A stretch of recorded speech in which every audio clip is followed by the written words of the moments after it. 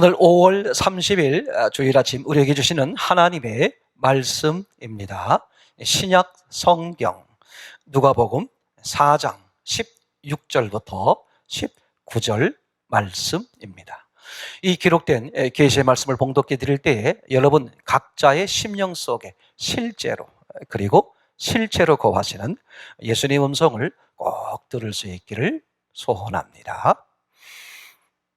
16절 예수께서 그 자라나신 곳 나사렛에 이르사 안식일에 자기 규례대로 회당에 들어가사 성경을 읽으리고 서심해 선지자 이사야의 글을 들이거늘 책을 펴서 이렇게 기록한 데를 찾으시니 곧 주의 성령이 내게 임하셨으니 이는 가난한 자에게 복음을 전하게 하시려고 내게 기름을 부으시고 나를 보내사 포로된 자에게 자유를, 눈먼 자에게 다시 보게 함을 전파하며 눌린 자를 자유케 하고 주의 은혜의 해를 전파하게 하려 하심이라 하였더라. 아멘. 아멘. 원래 본문의 말씀을 누가복음 4장 16절부터 해서 30절까지 전체 한 단락을 읽어드려야 되겠습니다만 시간을 좀 줄이기 위해서 19절까지만 읽어드렸습니다. 오늘 16절 시작의 모습이 이렇습니다. 제가 다시 한번 읽어봐 드리겠습니다. 예수께서 그 자라나신 곳 나사렛에 이르사 안식일에 자기 규례대로 회당에 들어가서 성경을 읽으려고 서심해. 제가 가지고 있는 성경에 의하면 자기 규례대로 안식일날 회당에 들어가셨다. 그렇게 이제 기록하고 있죠. 여기서 그러면 우리가 한번 생각해 보려고 하는 것은 오늘 주님께서 말씀하시는 자기 규례가 뭘까? 그죠? 안식일에 회당에 들어가셔서 어떻게 들어가셨어요? 자기 규례대로 그렇게 들어가셨다고 그러거든요. 이걸 다른 성경 번역본에서 보니까 자기 규례란 말을 늘 하시던 대로 이렇게 돼 있습니다. 자기 규례란 말은 다른 말로 말하면 늘 하던 대로, 늘 하시던 대로 그런 얘기가 되겠죠. 우리가 뭔가를 늘 하고 있다면, 그죠? 그 사람의 마음엔 관심이 거기에 있는 거죠. 그러니까 예수님이 늘 하시던 대로 그렇게 말씀하시는 것은 예수님의 관심이 늘 거기 있다는 그런 표현, 표시가 되겠습니다. 그러니까 예수님이 목적하시는 것을 늘 하고 있는 이제 그런 모습이다. 이렇게 말씀을 드려볼 수 있습니다. 그런데 이제 이 16절을 이렇게 가지고 어떤 분들이 이제 오해를 하시는 그런 경우가 있죠. 어떤 경우냐 하면 이 구절을 근거로 해서 예수님이 안식일을 지키셨다. 그죠? 안식일을 지키셨다. 그러니까 지금도 율법의 다른 조항은 모르겠지만 안식일을 지켜야만 신앙이고 안식일을 지켜야만 구원이 있다. 이렇게 이제 말씀을 하시고 주장하시는 분들이 계시다는 거죠. 이 점이 참 중요합니다. 정말 과연 예수님께서는 그죠? 자기 규례, 다시 말하면 안식일을 지키는 규례를 하셨다는 말이냐, 늘 그렇게 하셨다는 말이냐, 이제 그런 점에 대한 오해라고 생각이 되어집니다. 분명히 말씀을 드리면 오늘 예수님께서 안식일에 자기 규례대로 이렇게 회당에 들어가셨다. 그 말은 예수님이 안식일을 지키시기 위해서 회당에 들어가셨다. 그래서 지금의 사람들도 율법의 다른 조항은 모르지만 안식일을 지켜야만 구원이다. 이렇게 주장하시는 분들이 계시다. 이렇게 말씀을 드렸습니다. 그러나 그거는 이제 오해다. 잘못된 이야기다. 그러면 16절에 자기 규례대로 이렇게 말씀하시는 그 예수님의 자기 규례는 뭘 말씀하시는 것일까? 여러분, 그 예수님의 자기 규례는 도대체 뭘 말씀하시려고 하시는 것일까? 그죠? 아주 중요합니다. 이게 지금 누가복음이지 않습니까? 누가복음 3장 23절에 보면 이렇게 기록되어 있습니다. 예수님께서 가르치심을 시작하실 때에 30세쯤 되시니라. 그죠? 예수님께서 뭘 하실 때? 가르침을 시작하실 때 30세쯤 되었다. 이거를 다른 복음서에서 이야기하면 이 30세쯤 돼서 예수님이 뭘 시작하시죠? 공생애를 시작하시죠. 그러니까 하늘에서 온 분, 메시아요 인자로서 하늘에서 오신 분으로서 이제 하늘에서 오신 그 사명을 시작하시는 시점이 바로 요 30세쯤이고 우리 보통 그것을 공생애, 예수님의 공생애다 이렇게 말하지 않습니까? 근데 누가복음 3장 23절에서는 그 예수님의 공생애를 즉 공생애 시작하시는 것을 뭐라고 표현하셨어요? 예수께서 가르치심을 시작할 때에 기자. 한마디로 말하면 예수님의 공생애, 즉 하늘로부터 오신 예수님이죠. 인자요 메시아. 그 예수님은 무엇을 하시려고 오셨느냐? 그 사명을 가지고 오셨는데 그게 공생애죠. 근데 그 공생의 내용이 뭐냐? 바로 가르치시는 것이다. 그러니까 오늘 16절에 그 예수님의 지금 공생애를 하고 계시는 장면이잖아요. 공생애 중에 벌어진 일이잖아요. 그러니까 자기 규례대로 늘 하던 대로. 그럼 예수님이 공생애 동안에 늘 뭘 하겠어요? 공생의 일을 하시겠죠.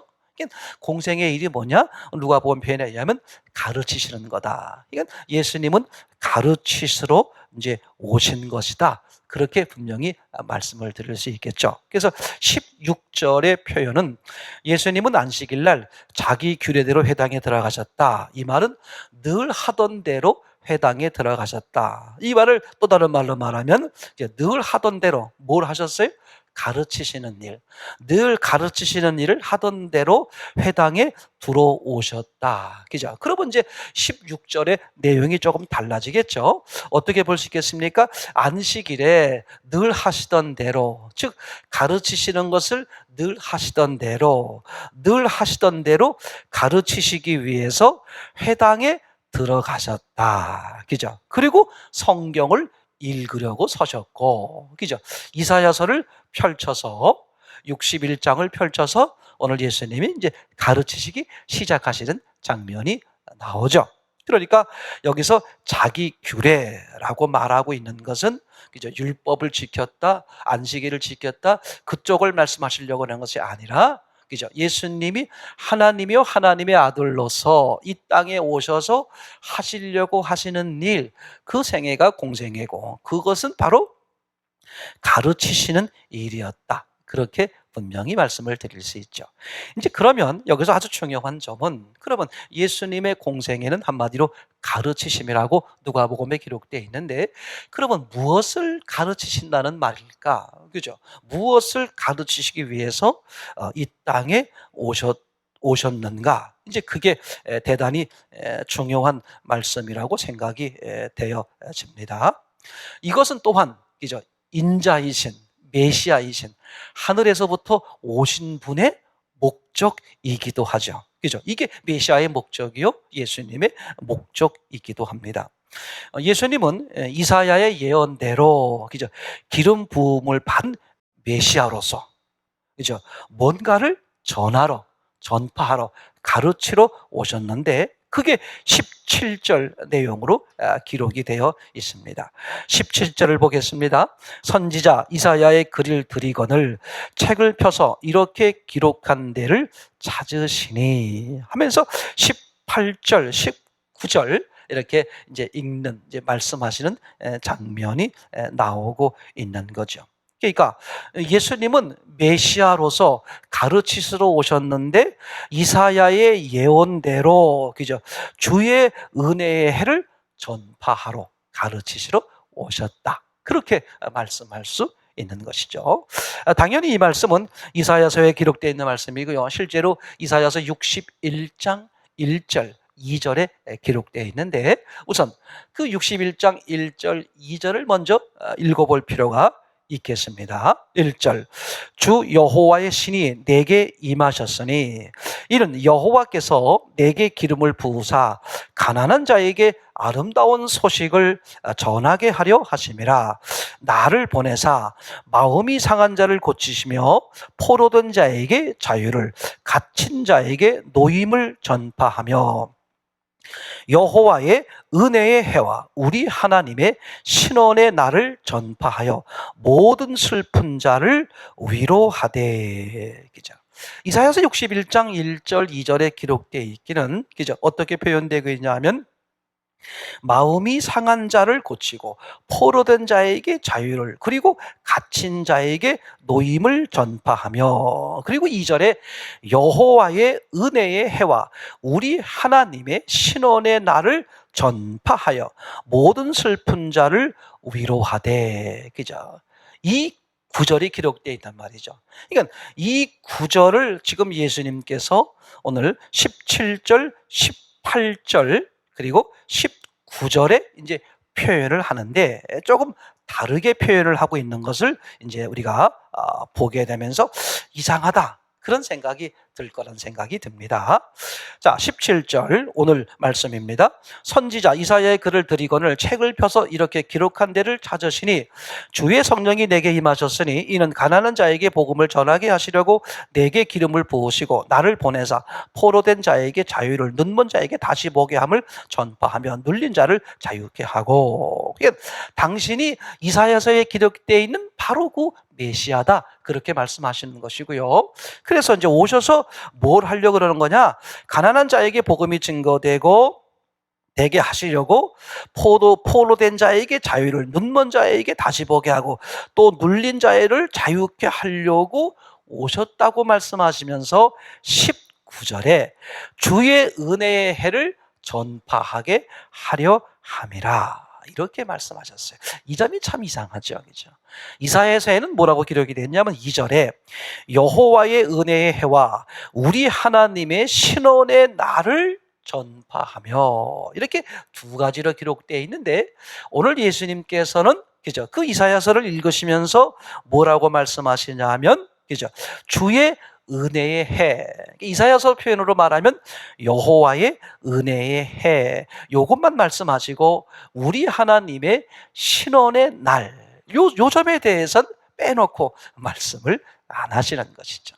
사람들이 그렇게 읽었거나 그렇게 말씀하신다면 저 사람이 뭔가 착각했거나, 그죠, 뭐 실수를 하거나 잘못을 하고 있구나, 그렇게 볼 수 있지만 이게 누구예요? 지금 예수님이 그렇게 읽었고 그렇게 말씀을 하셨단 말이에요. 분명히 이사야서에 기록되어 있기는 크게 나누어서 두 가지로 표현되어 있단 말이죠. 하나는 여호와 은혜의 해, 그리고 두 번째 우리 하나님의 신원의 날, 이렇게 두 가지로 기록되어 있는데 오늘 예수님이 누가복음에서는 뭐라고 말씀하셨다고요? 하나, 여호와의 은혜의 해, 즉 주의 은혜의 해, 요것만 이제 말씀을 하고 계시는 것이죠. 자, 그러면 왜 그러셨을까 생각해 보는 거죠. 우선은 신원의 날이란 말이 무슨 말일까? 이 말은 간단한 게 심판, 복수한다, 원수 갚는다, 그런 말이죠. 복수한다, 원수 갚는다. 한마디로 말하면 뭐 한다?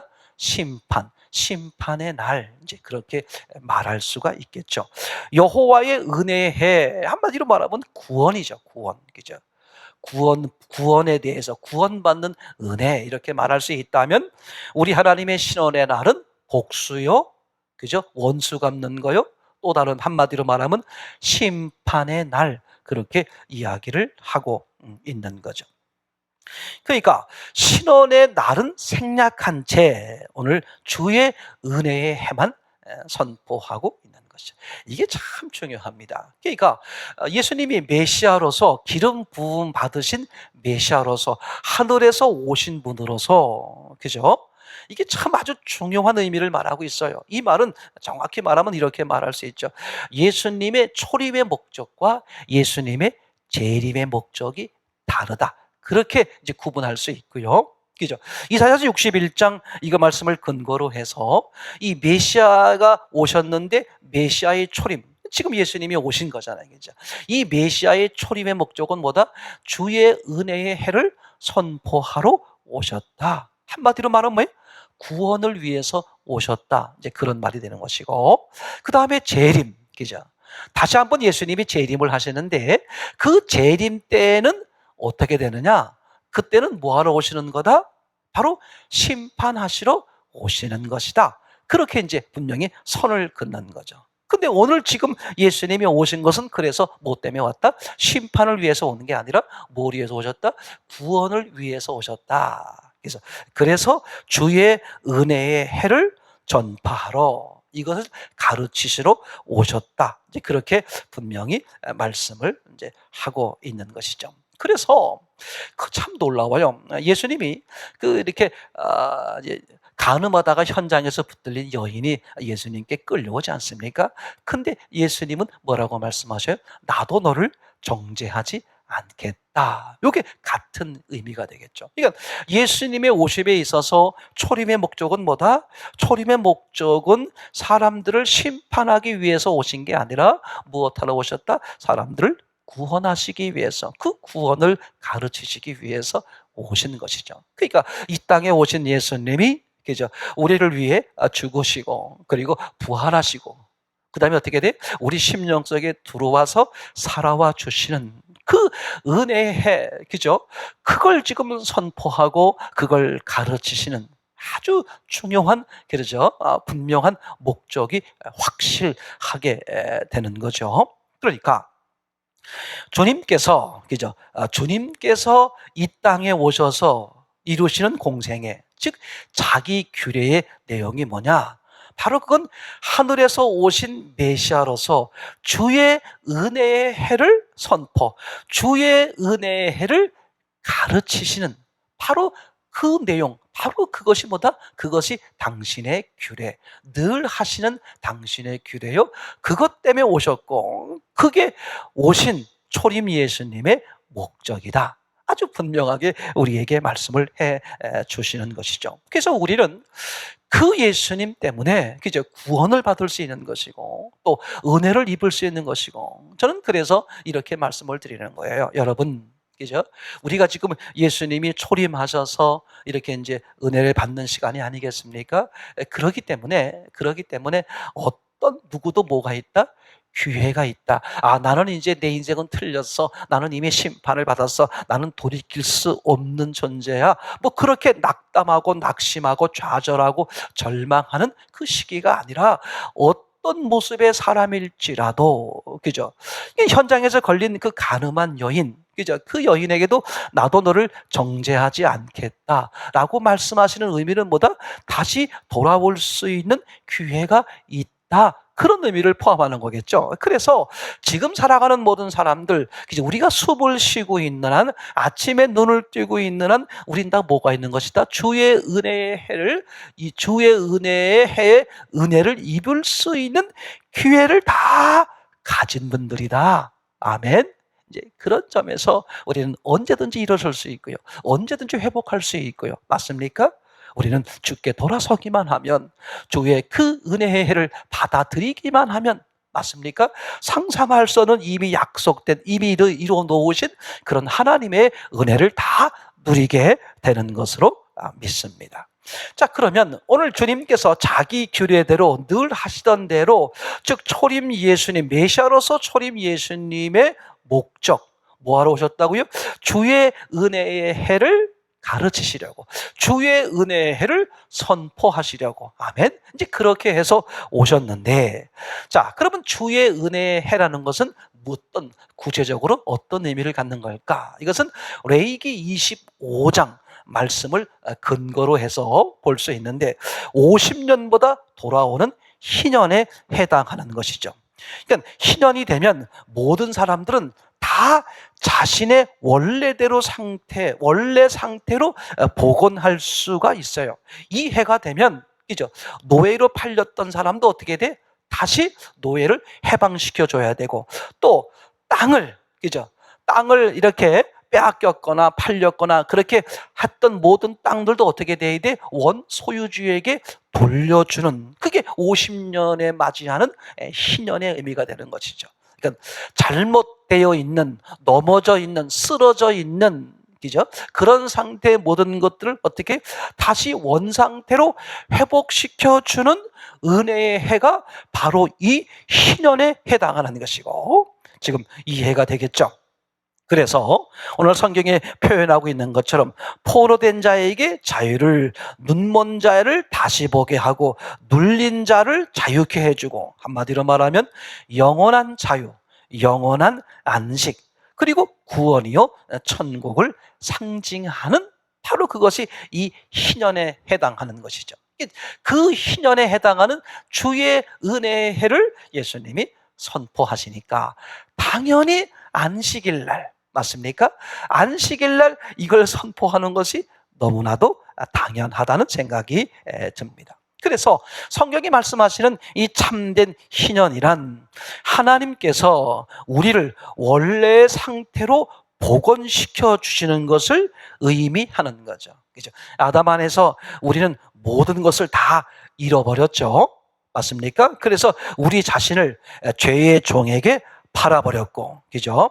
그래서 그리스도께서 오셨으며 주님의 은혜의 해를 이제 가져오시게 되는 것이고, 주님 안에서 이 은혜의 해는, 그죠, 구약의 희년을 또한 성취하는 것이기도 하죠. 그래서 이 희년, 이 해에 우리는 해방되었으며 잃어버린 우리의 장자권을 회복되었고, 그리고 구원되었고, 그리고 되돌아와진 것이죠.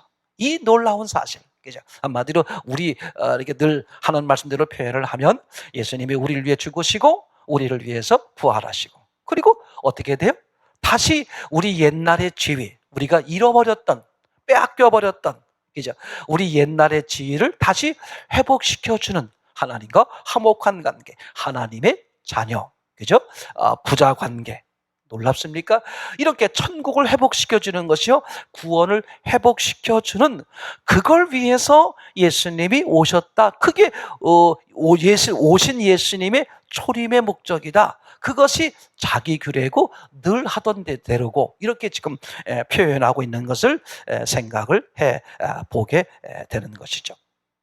자, 그러면 이제 여기서부터 아주 중요한 걸 또 정리를 해보려고 합니다. 오늘 예수님이 이제 이 땅에 오셔서 주의 은혜의 해를 선포하시는데, 그 주의 은혜의 해를 선포하는 장소가 어디예요? 어딥니까, 지금? 오늘 예수님이 이 본문에서 주의 은혜의 해를, 즉 구원을 선포하는 거죠. 한마디로 말하면 포로된 자에게 자유를, 눌린 자에게 회복시켜주는 것이고, 종살이에서 풀어내주시는 것이고, 그죠? 눈먼 자에서 눈을 뜨게 해주시는 것이고, 한마디로 말하면, 그죠? 자유요, 안식이요, 그죠? 평안이요, 그죠? 생명을 주시는 이 놀라운 일이죠. 이 놀라운 일을 선포하시는데, 그 선포하시는 장소가 어디냐? 바로 나사렛이에요, 나사렛. 그죠? 그럼 나사렛이 어떤 것입니까? 바로 예수님이 자라나신 고향이라고 말할 수 있겠죠. 그러면 예수님은 왜 하필, 그죠? 주의 은혜의 해, 다시 말하면, 한마디로 말하면 회복시키는 것이죠. 원래 상태로 돌려놓는 거예요. 구원이죠. 죽은 자를 살려주시는 것이고, 절망의 자에게 소망을 주시는 것이고, 엎드려진 자에게 일으켜 세워주시는 것이고, 무능한 자에게 능력이 생기게 하시는 것이고, 맞습니까? 이 놀라운 은혜의 이 놀라운 메시지를 지금 어디서 선포하셨다? 당신의 고향에서. 그러면 우리가 한번 의문을 가져보는 거죠. 왜 하필이 늘 당신께서 하시던 곳에서, 그죠? 이렇게 하시지, 왜 하필이 고향에 오셔서 이 주의 은혜의 해를, 이 구원을 원상태로 회복시키는 이 복된 은혜를 왜 고향에서 선포하시는 것일까? 성경은요, 종종 그런 모습으로 기록되어 있을 때가 많아요. 오늘 예수님께서 제자들에게 물어보는 장면이 나오죠. 얘들아, 사람들은 나를 누구라고 하느냐? 이렇게 물어봐요. 그랬더니 여러 가지 이야기하면서 한마디로 선지자 중에 한 분입니다, 이렇게 이야기합니다. 그랬더니 이제 물어보는 거죠. 그럼 너희는 나를 누구로 아느냐? 그렇게 묻잖아요. 그랬더니 예수님께서, 그죠? 베드로가 뭐라고 말합니까? 주는 그리스도시요 살아계신 하나님의 아들입니다. 이렇게 말씀하시죠. 한마디로 말하면, 베드로의 말로 말하면 예수님을 어떤 분으로 본다는 거예요? 하나님이요, 하나님의 아들이요 하늘에서 오신 메시아요. 그죠? 그렇게 지금 이제 베드로의 입을 통해서 당신을 말하고 있잖아요. 본래 예수님이 그런 분이죠. 본래 하나님이시고 하나님의 아들이시고 맞습니까? 메시아이시고. 그런데 사람들이 예수님을 어떻게 보고 있느냐? 이제 그런 얘기거든요. 그래서 사람들이 나를 어떻게 보느냐? 선지자 중에 하나로 봅디다. 뭐 모세와는 감히 비교하지도 않고 그저 선지자 중에 하나 정도로 보는 것 같습니다. 그럼 너희는 나를 누구로 보느냐? 이제 베드로 입을 통해서 하나님이요 하나님의 아들이요 하늘에서 오신 메시아입니다. 그런 의미로 지금 이제 말씀을 하는 거죠. 근데 그렇게 물어본 그죠? 물어보신 예수님이 그들에게 제자들에게 물어보신 그 장소가 어디였어요? 가이사라 빌립보였어요. 그게 참 신기한 거예요.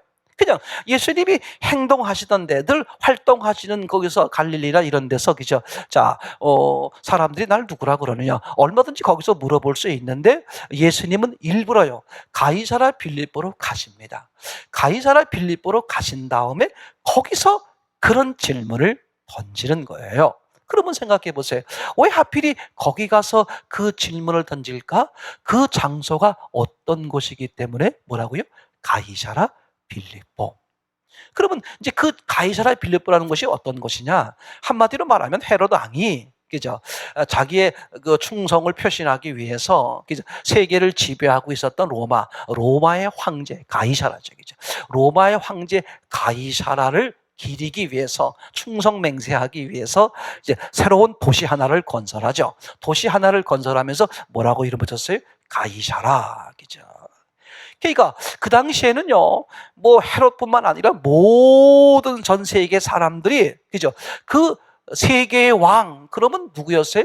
로마 황제 가이사라였어요. 그리고 그건 더 지나치게 표현하면 뭐라고 하면 저분은 황제 그걸 넘어서서 신이야 신. 그죠? 우리가 죽고 사는 것은 어디에 달렸다? 저 가이사라 황제의 손에 달렸다. 그렇게 말할 정도로 가이사라는 그 당시 그 사람들에게 있어서는 신과 같은 존재였어요.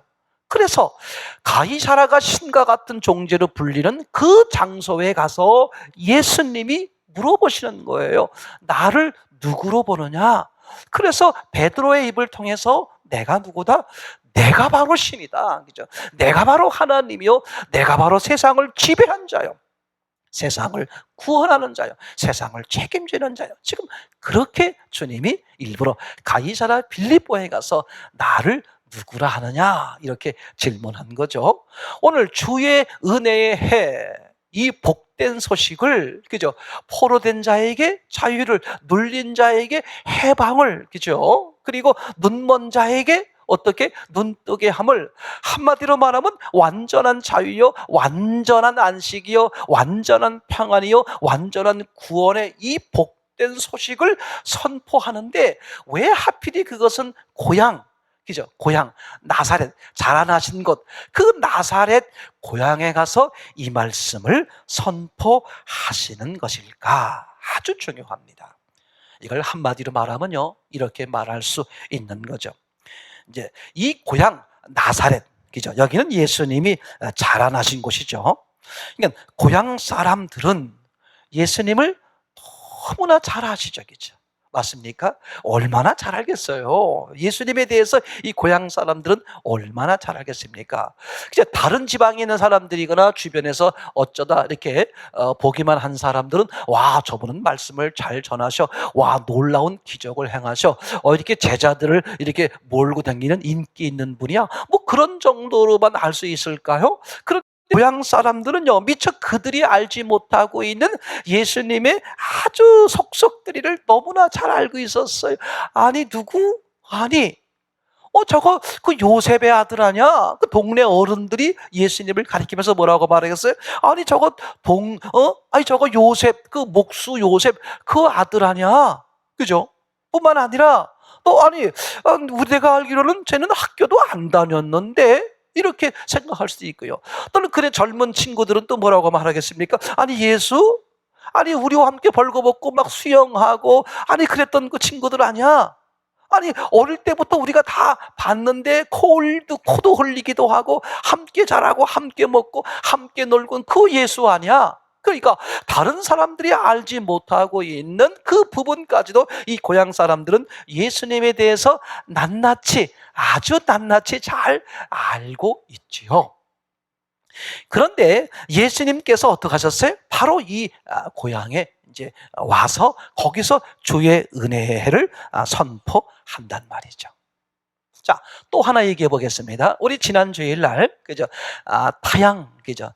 타동네 이야기, 그렇게 이야기를 나눴죠. 마태복음 8장, 그죠? 타동네 이야기, 그죠? 예수님은, 그죠? 귀신을 쫓아내는 그 타동네, 가다라 지방 타동네에 가서 귀신을 쫓아냈어요. 그랬더니 사람들이 몰려 나오면서 예수님을 환영하는 게 아니라 예수님을 쫓아냈습니다. 결국 예수님은 뭐 했다고요? 쫓겨난 거죠, 그죠? 그러면 처음부터 예수님께서 아니 귀신을 쫓아내고 그죠? 이렇게 사람을 정상으로 만들어줬으면 온 동네 사람들이 나와서 환영하고 잔치를 벌리고 고맙다 그랬는데 과언이 아닐 텐데 어떻게 됐다고요? 쫓아냈단 말이죠. 이렇게 쫓겨왔어. 그러면 예수님이 생각해 보세요. 할 일이 없어요? 그죠? 할 일이 없으십니까? 아니, 그곳에서 뻔히 쫓겨날 걸 알면서 왜 그곳에 가셨냐 이거죠. 그죠? 그러니까 예수님은 그곳에 뻔히 쫓겨날 걸 알면서 그곳에 가셔서 어떻게 됐습니까? 이 타동네 사람들이라는 게 뭐냐? 하나님과 상관없는 사람들, 다시 말하면 악한 영의 지배를 받고 있는 사람들의 모습을 보여주는 거죠. 그리고 영의 속성, 악한 영의 속성들을 이 사건을 통해서 우리에게, 오늘 이 본문을 읽는, 성경을 읽는 우리에게 낱낱이 알게 해주시려고 일부러 예수님은 그곳에 가신 것 아니겠습니까? 마찬가지로 오늘 고향에, 그죠? 주의 은혜의 해를, 그리고 구원이요, 참 자유요, 참 안식이요, 참 평안이요, 참 기쁨, 참 생명을 주시기 위해서 오신, 그래서 그걸 선포하시는 주님께서 왜 하필이 선포의 장소가 어디라고요? 고향이었을까? 그죠? 근데 고향은 어떤 것이다? 예수님에 대해서 너무나 잘 알고 있는, 다른 사람들보다도 너무나 잘 알고 있는 사람들이 모여 있는 것이 어디? 바로 고향이죠. 그죠?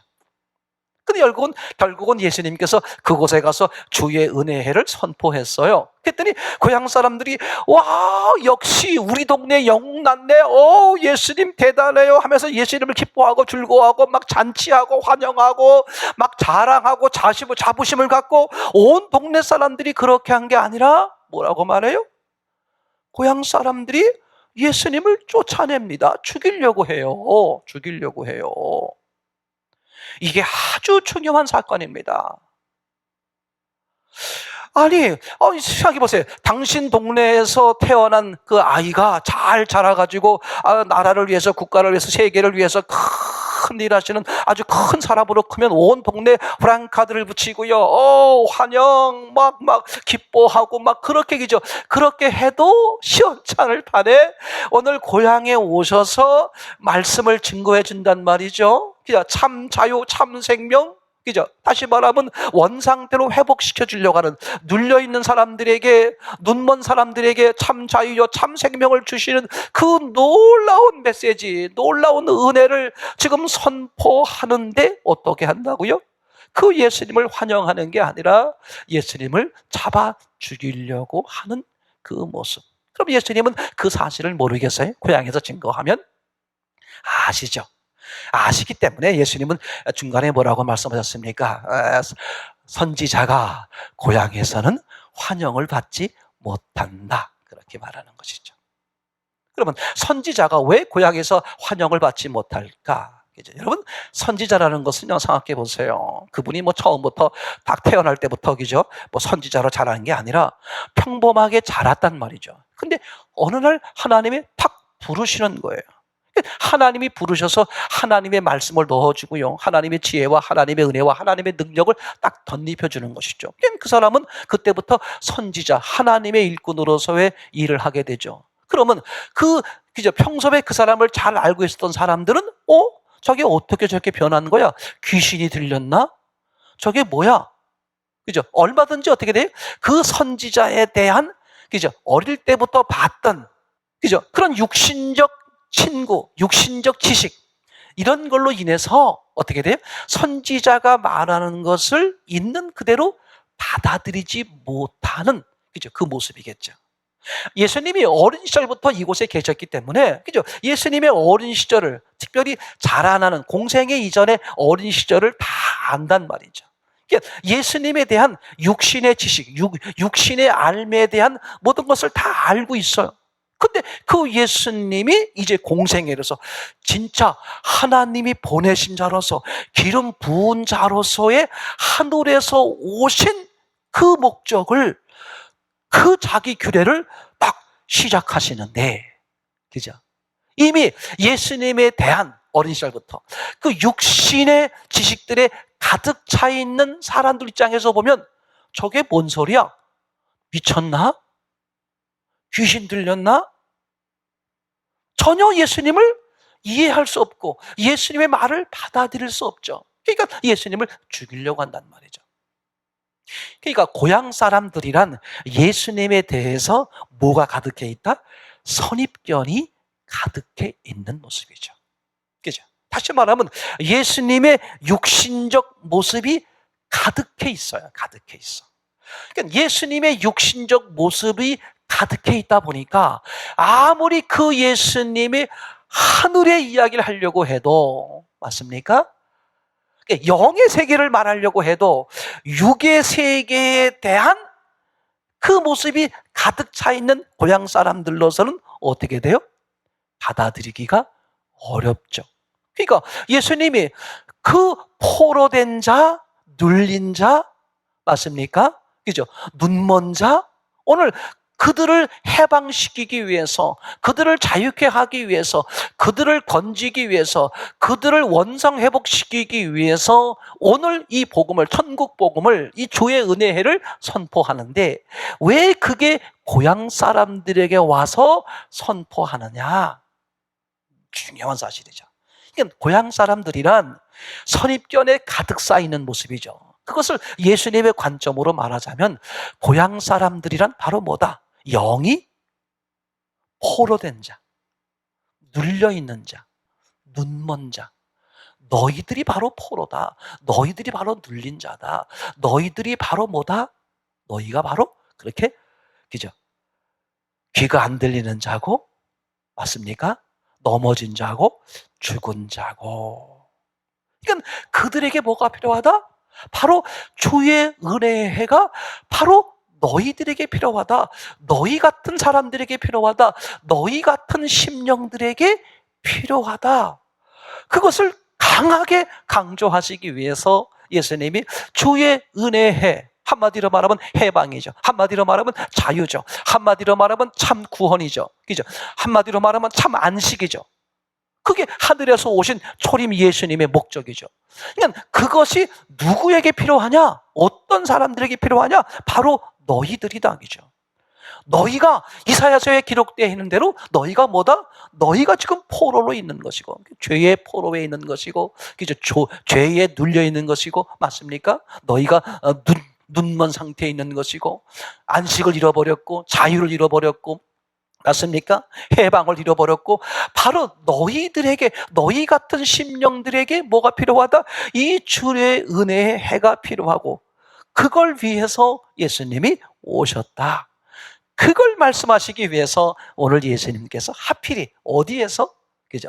예수님 선입견이 가득한 고향에서 예수님이 지금 이거를 선포하고 있는 것을 보게 되겠죠.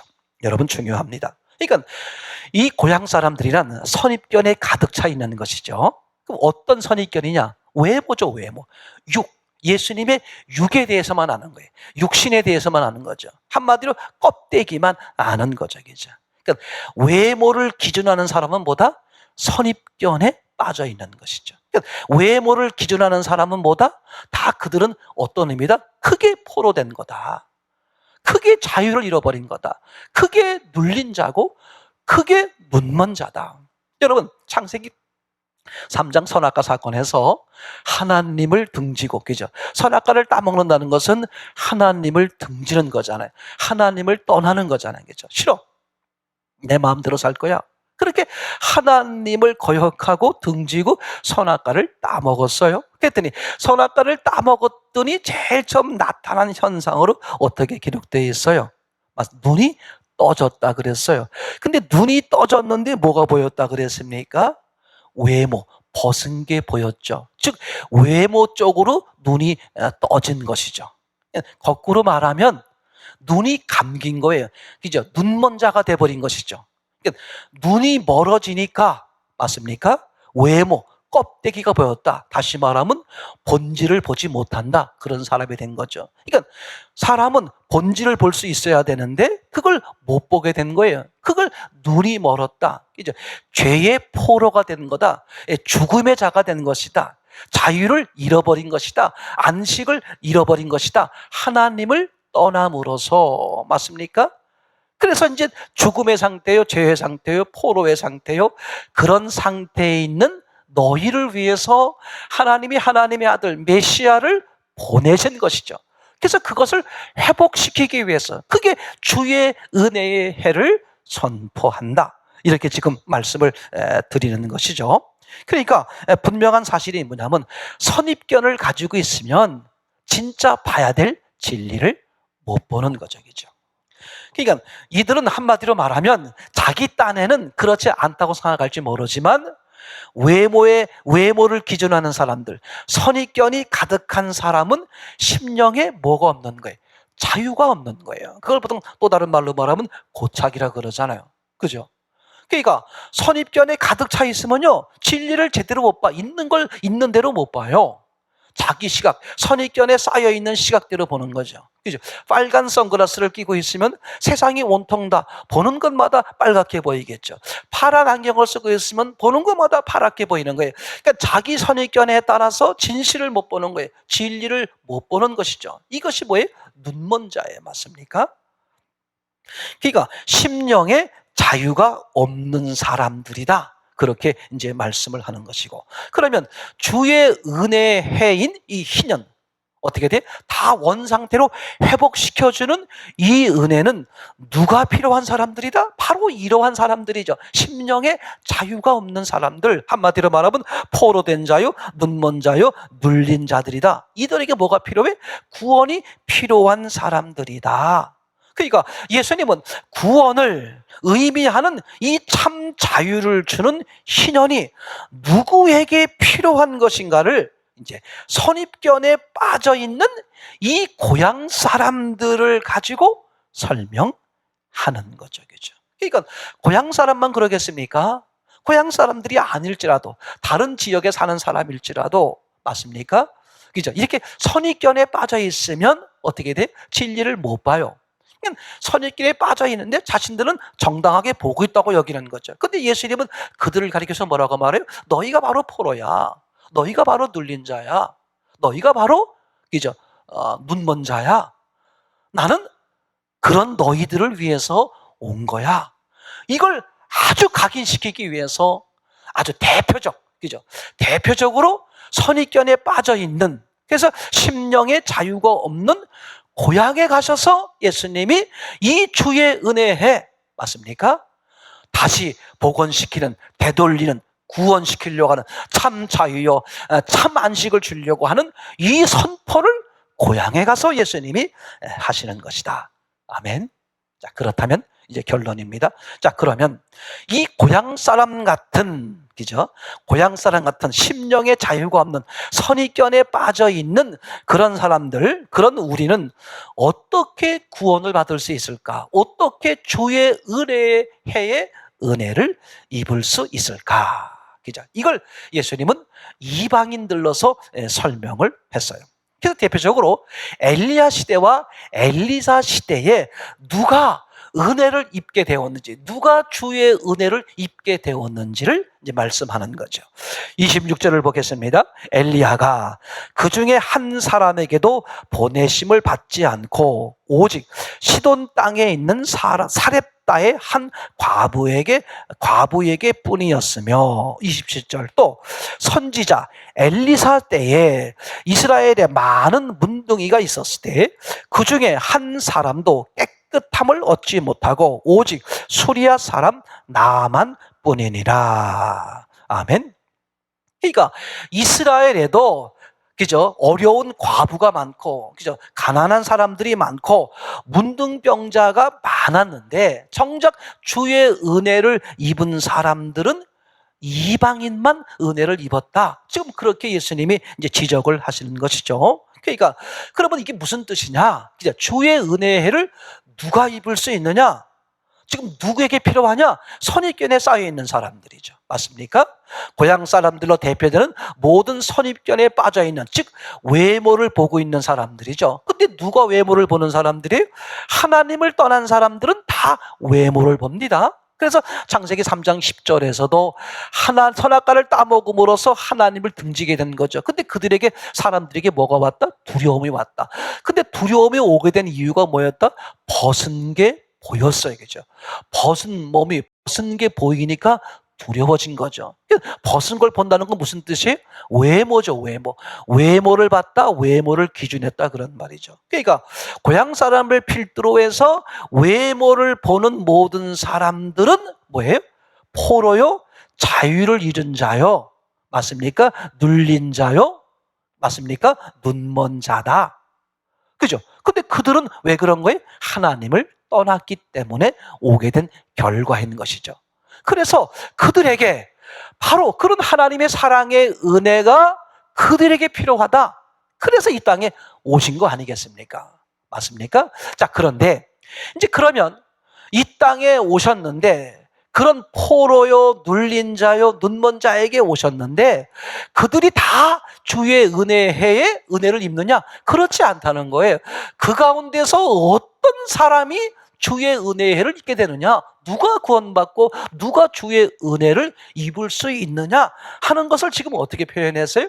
이스라엘 사람들과 이방인들로서 이제 표현을 한 것을 우리가 이제 보게 되겠죠. 그러니까 한마디로 말하면 이방인은 당시로 말하면 이스라엘 사람들로부터 어떻게 돼? 무시를 당하는 사람들이었어요. 맞습니까? 그죠?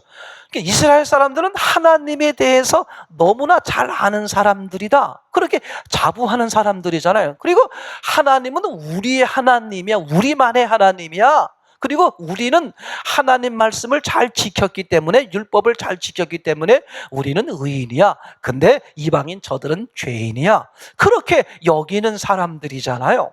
근데 정작 예수님이 이제 오셨습니다. 오셔서 뭘 말씀하시려고 그러는 거예요? 그런데 정작 이 이방인들은 이스라엘 사람들로부터 무시를 당하는 사람들이었어요.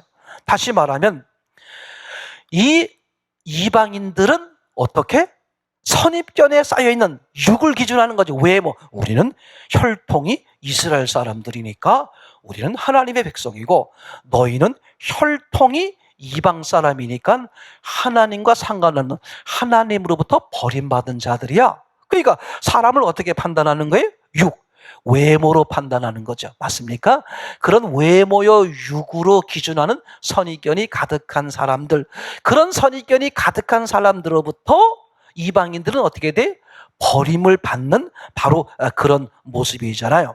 바로 그걸 얘기하려고 하는 것이죠. 그러니까 오늘 이방인들이 주의 은혜를 입은 것은 이방인, 육신이 이방인이기 때문에 주의 은혜를 입었다, 그 얘기를 하려고 그러는 게 아니라, 이렇게 그죠? 선입견에 쌓여있는 육이요 외모를 기준하는 사람들로부터 무시당하고 버림받는 그런 심령들, 이해되겠죠?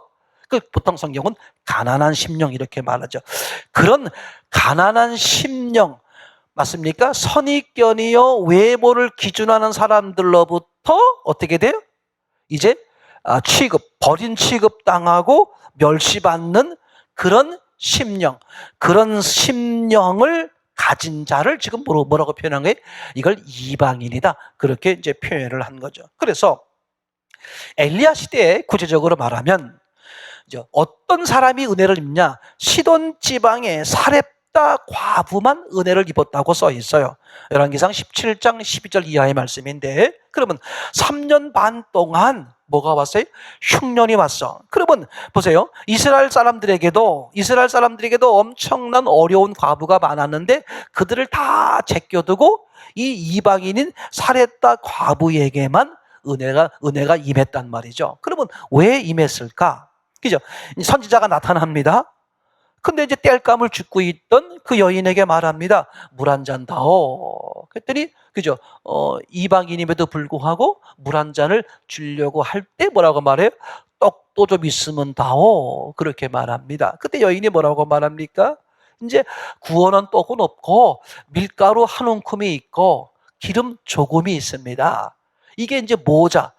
저하고 아들하고 이제 마지막 식사를 하고 이제 죽을 판입니다. 근데 당신이 원하니 내어드리겠습니다. 그러니까 자기네 마지막 식사를 어떻게 돼?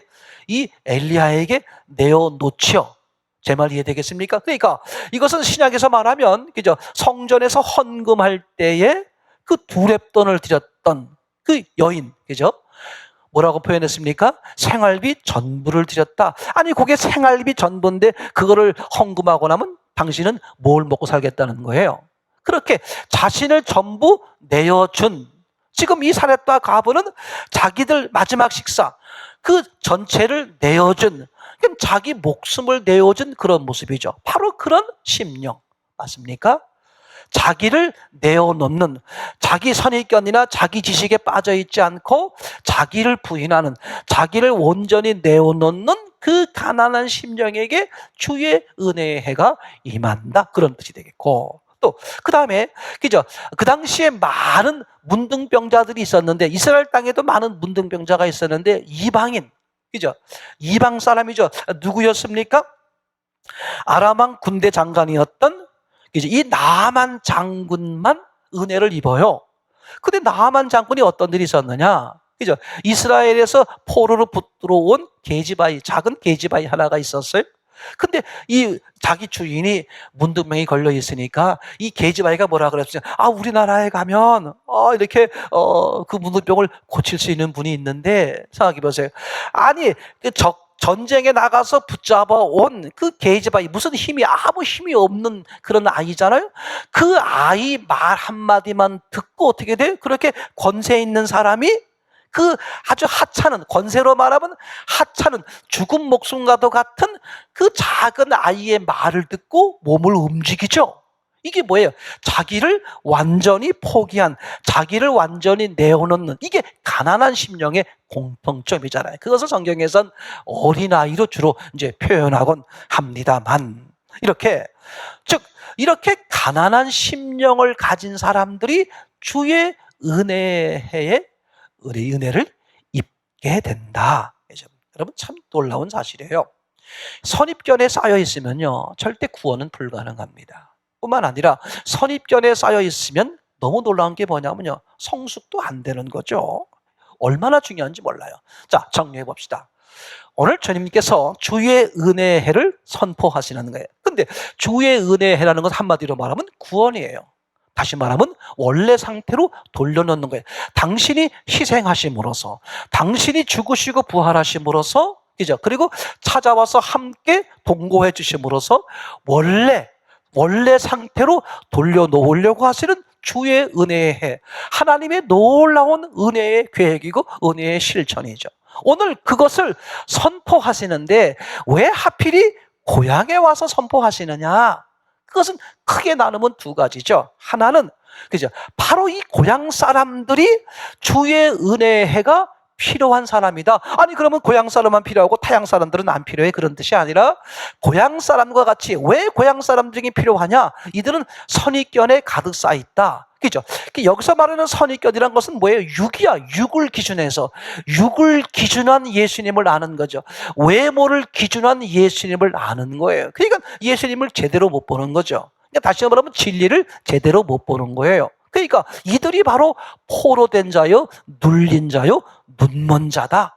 맞습니까? 죄에 눌려 있는 것이고, 노예 생활하는 것이고, 죽음에 눌려 있는 것이고, 바로 그런 자들이다. 그렇게 표현하는 이런 심령, 그것은 고향 사람뿐만 아니라 세상의 모든 사람들이죠. 다 하나님을 등지고 나서 외모를 기준하잖아요. 육을 기준하잖아요. 다 선입견에 빠져 있는 것이죠. 이런 사람은 뭐예요? 선입견에 빠져 있으면 진리를 못 본단 말이죠. 이런 사람이 눌려있고 포로된 자들이다. 그래서 예수님의 주의 은혜가 누구에게 필요하다? 이 선입견에 빠져 있는 사람들이다. 두 번째, 그러면 선입견에 빠져 있는 사람들에게 이 주의 은혜가 필요한데 그 중에 어떤 사람들에게 주의 은혜가 임하게 되느냐, 실제로 임하게 되느냐, 그것을 이스라엘 사람들과 이방인으로 표현했어요. 이스라엘 사람들이란 하나님은 우리만의 하나님이야, 나는 율법을 지켰기 때문에 의로운 자야, 이렇게 그죠? 6.25 외모의 기준에서 선입견에 빠져 있는 이스라엘 사람들은 주의 은혜의 해를 입지 못했고, 그죠? 주의 은혜를 입지 못해서 고침받지 못하잖아요. 그런데 이방인이었던 사렙다 과부와 그 다음에 나만 장군이 은혜를 입게 되죠. 근데 이 두 사람의 공통점이 뭐였어요? 자기를 완전히 부인하는 거예요. 나만 장군의 지위가 얼마나 높은 분이에요. 근데 포로로 끌려온 그것도 게하지바의 그 말 한마디를 100% 신뢰하고 자기를 부인하고 따라가는 거잖아요. 그죠? 뿐만 아니라 사렙다 과부 마지막 식사 이거 먹고 죽는 거예요. 그런데 그것을 마지막 식사를 내어놓는, 자기를 전부 내어놓는, 자기를 완전히 부인하는, 이게 공통점이 뭡니까? 가난한 심령. 그래서 우리가 성경에서 주의 은혜의 해를 입는 사람들의 공통점이 뭐다? 자기를 부인하는 거다. 이렇게 계속해서 말씀을 드리지 않습니까? 여러분, 정말 여러분 생각하시기 바랍니다. 우리는 외모를 기준하면 선입견에 빠져 있는 거예요. 맞습니까? 육을 기준하면 선입견에 빠져 있는 거예요. 그죠? 그 사람들은 자기는 뭐 평안하고 떳떳하고 자유를 말할지 모르지만 사실은 그 사람들은 뭐예요? 그 사람이 포로고, 그 사람이 눌린 자고, 그 사람이 눈먼 자고, 그 사람이 생명을 잃은 자고, 그 사람이 안식이 없는 자고, 참 자유가 없는 자예요. 맞습니까? 하나님을 등지고 나니까 외모가 보이기 시작했잖아요. 그러니까 하나님을 떠난 사람, 죽은 사람, 죄인들이 뭘 기준에 산다? 외모를 기준에 살죠. 다시 말하면 선입견이 가득에 빠져 있는 사람들이죠. 그러니까 우리가 다 그런 점으로 보면 고향 사람들이다. 그죠? 근데 그 중에서 누가 은혜를 입느냐? 아, 내가 선입견에 빠져 있었구나. 나는 외모를 기준하기 때문에 진리를 보지 못하는 거였구나. 하고 자기를 완전히 어린아이처럼 내어놓는 사람, 자기 부인이죠. 그런 사람이 가난한 심령. 그래서 예수님이 세리와 죄인, 장녀들하고 주로 지내는 이유가 뭡니까? 그들은 나는 율법을 지키지 못해. 나는 의로운 사람이 아니구나. 나는 죄인이구나. 나는 바로 보지 못하는 거구나. 나는 포로구나. 나는 눌린 자구나. 나는 눈먼 자구나. 그렇게 인정하는 사람들에게 예수님이 함께 하셨던 것처럼 맞습니까? 여러분, 오늘 주의 이름으로 부탁합니다.